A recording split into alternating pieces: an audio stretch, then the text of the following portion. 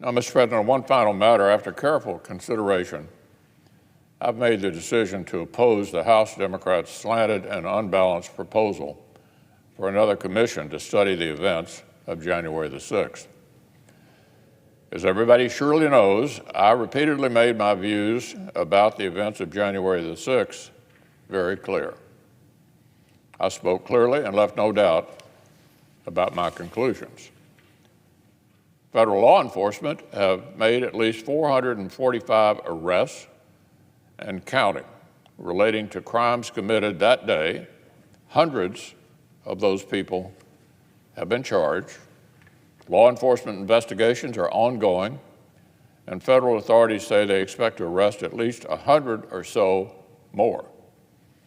Bipartisan investigations are also underway and have been for months at the committee level here in the Senate.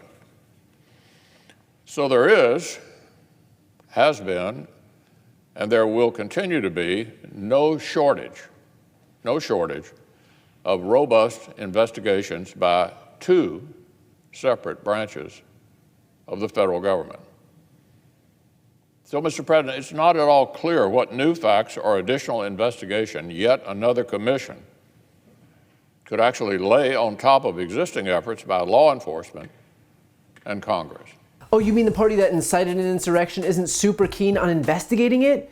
Weird. This is Mitch McConnell joining Kevin McCarthy in formally announcing that he opposes January 6th Commission legislation. And bear in mind, this legislation was crafted with Republicans. The Democrats went into negotiations in such a good faith manner that they made almost crippling concessions, like splitting commission members evenly between Democrats and Republicans and making it so that both sides need to agree when issuing subpoenas. And so that we're clear, they did this with the side that was responsible for the event being investigated. Just the fact that their demands were met when it was the Republican Party itself that instigated the events of January 6th is almost beyond comprehension, but for them to then balk on that once they were done watering it down is all the proof you need that they never had any intention of moving forward with this commission. And bear in mind, this is the same Mitch McConnell who grandstanded about the depravity of the events of January 6th on the floor of the Senate. The unconscionable behavior did not end when the violence actually began.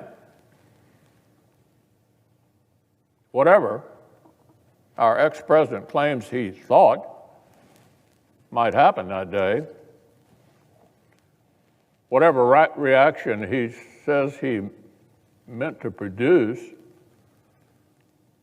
by that afternoon, we know he was watching the same live television as the rest of us.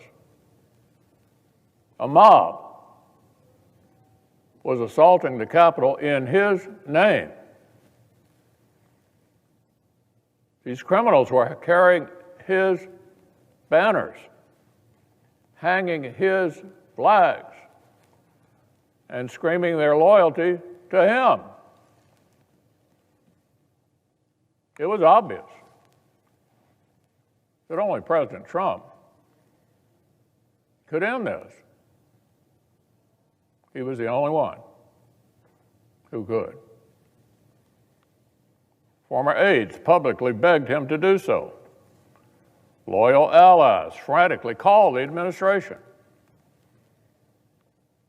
The president did not act swiftly. He did not do his job. He didn't take steps so federal law could be faithfully executed and order restored. No. Instead, according to public reports, he watched television happily,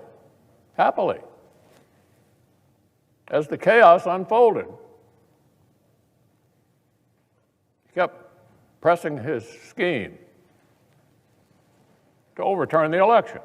The difference being that when McConnell stood and said those words, it didn't mean anything. He had just voted to acquit Donald Trump for the same exact actions that he would go on to condemn. And so the point wasn't actually to condemn Trump or the insurrection. The point was to calm the donors, to tell them, clearly this Republican Party knows right from wrong, that we understand the gravity of what happened at the Capitol, and that you don't have to worry that financially supporting us, the Republicans, will reflect poorly on you. We've learned our lesson, and you can keep giving us your money. Whenever McConnell could take action that would actually prove he means what he says, he doesn't. But when it comes time to virtue signal to the donors with empty rhetoric that has zero discernible impact, then dude turns into Uncle Sam. And while the partisan hackery is plenty apparent, let's not forget what's at the heart of all of this: an insurrection at the US Capitol, a mob of Trump supporters looking to kill US senators and members of Congress, including the Speaker of the House and even the Republican Vice President, all because they've been fed a steady stream of bullshit about the election being stolen by a president too petty and small to accept the fact that he lost. And guess what? Despite all of McConnell's sanctimonious grandstanding, it's his refusal to do anything about it, his refusal to support this commission, his refusal to hold the instigator of the attack accountable that will ultimately lead to it happening again. That's how this works. If you don't punish those responsible for inciting criminal behavior on your behalf, then there's no incentive to stop doing it. And so if Trump were to run again and lose in 2024, only to incite yet another insurrection, that'll be owed to the fact that nothing happened the first time if McConnell got his way. All because people like Mitch McConnell opposed the very commission created to shine a spotlight on those actions. If you needed proof of how full of it McConnell is, try reconciling his words and his actions, and it'll be obvious. Now, thankfully, there were enough members of the House who don't subscribe to McConnell's uselessness because the commission passed the House 252 to 175, with 35 Republicans joining Democrats in supporting it. They've made beyond a good faith effort to include Republicans in a process that, frankly, they have no business being included in. Involving Republicans in a January 6th commission is like giving the Nazis a seat at the table in crafting the Nuremberg trials. The insurrection on January 6th was due to the big lie spread by Republicans. They might not have broken into the Capitol building themselves, but it was their validation of that disinformation campaign that directly caused those rioters to do so.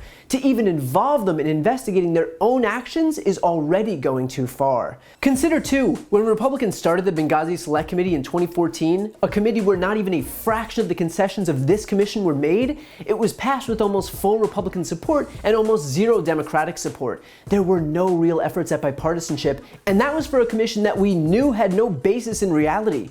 But this commission is not only legitimate, but absolutely necessary to counter the impending and very real threat of violence that still exists. Republicans might not care who lives or dies, but Democrats should. Now is their time to actually prove that. Create a commission with or without Republican support and get to the bottom of one of the darkest days in American history. Because unless we do, we are doomed to watch that history repeat itself.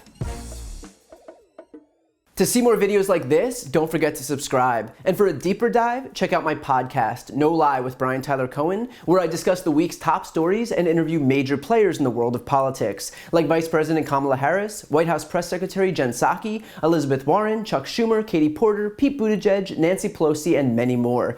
Again, that's No Lie with Brian Tyler Cohen, available anywhere you listen to podcasts.